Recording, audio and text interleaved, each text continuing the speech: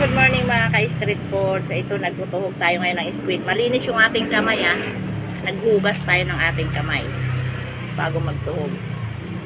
Tuhugin lang natin mga squid bowl natin para mailagay na sa ating estante. Kumusta kayo mga ka-street foods? Tuhog-tuhog muna tayo ng ating paninda.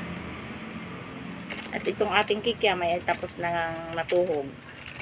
Ito mga ka-street foods, yung ating kikiam. Tapos na nating tuhugin. Ayan. Ayan. Ayan. Kaya, squid na naman.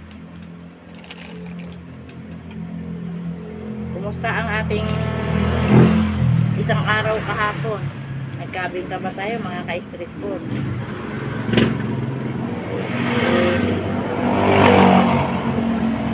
Ilang araw na lang, pasok na.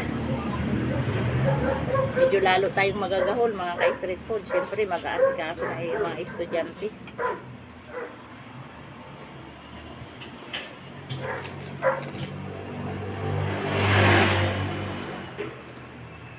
Kaya bilis-bilis tayo. Magluluto pa tayo ng pugo mga ka-street food. Tayo tapos magtuhog.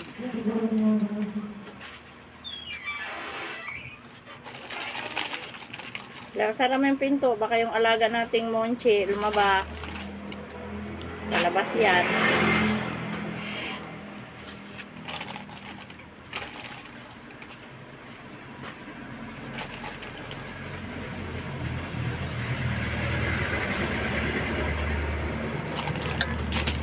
Ang kailangan mo'y tibay ng loob kung mayroong pagsubok.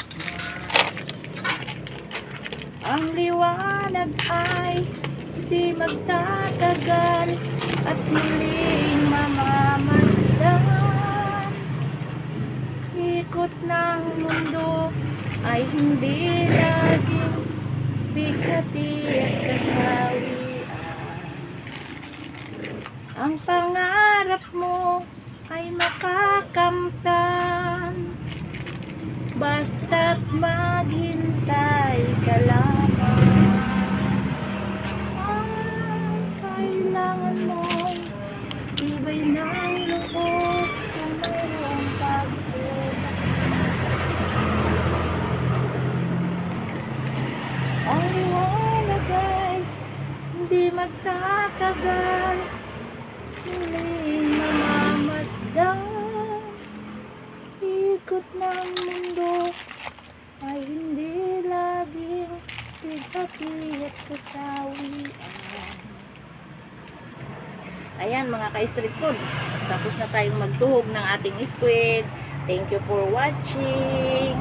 Please like and share and subscribe sa aking YouTube channel. Bye bye. God bless you always mga ka-street foods.